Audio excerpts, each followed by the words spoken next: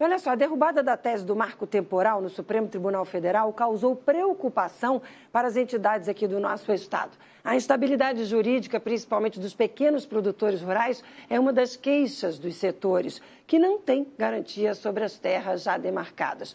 A Danila Bernardes apurou toda essa história, conversou com a entidade e fez uma reportagem. Vamos ver.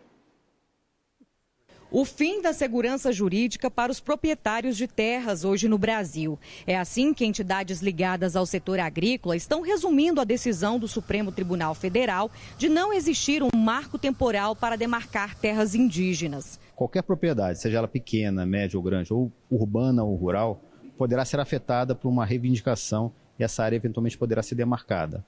E a baliza objetiva que tem no texto da Constituição, o Supremo afastou para que esses processos fossem demarcados. A decisão do STF desconsidera as diferenças regionais brasileiras.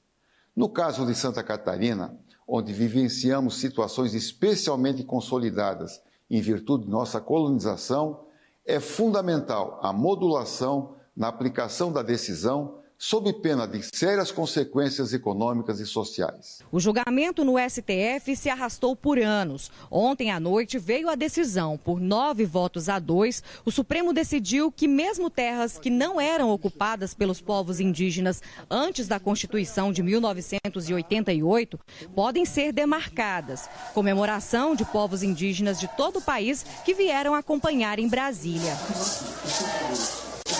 Preocupação para quem vive e trabalha no campo e derrota para o governo do estado de Santa Catarina. O Instituto do Meio Ambiente de Santa Catarina e o estado de Santa Catarina haviam ganhado a causa em primeiro grau, em segundo e também no STJ. Mas o Supremo Tribunal Federal entendeu de rever um posicionamento que tinha a respeito da aplicação do marco temporal. Infelizmente, para a visão do estado de Santa Catarina. O estado, que tem a característica da agricultura familiar, se preocupa ainda mais, porque os pequenos produtores podem ser mais frágeis nessa disputa. As reivindicações por novas áreas, ela vai praticamente no Mato Grosso até o Rio Grande do Sul, pegando boa parte da região oeste de Santa Catarina, oeste do Paraná.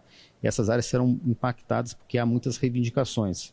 Então, certamente, essas regiões onde tem pequenos produtores, as cidades, certamente serão afetados por esse processo de demarcação que está em trâmite na FUNAI. O Supremo ainda precisa decidir como esses produtores serão compensados caso as terras deles se tornem alvo de contestação e disputa. O Estado pretende agir quando tiver essa definição. O Estado vai aguardar pela conclusão efetiva do julgamento com a definição da tese, pela publicação do acórdão e então examiná-lo para ver se ainda há algum ponto obscuro ou omisso ou eventualmente contraditório para embargo declaratório, definir efetivamente qual será a diretriz a ser tomada a partir da decisão do Supremo. A maior esperança de quem é contra a decisão do STF está aqui no Senado Federal.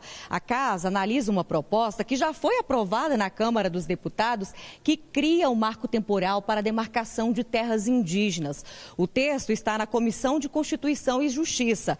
A CCJ deve votar na semana que vem, depois de uma audiência pública. Se for aprovado, vem aqui para o plenário. Os senadores vão decidir.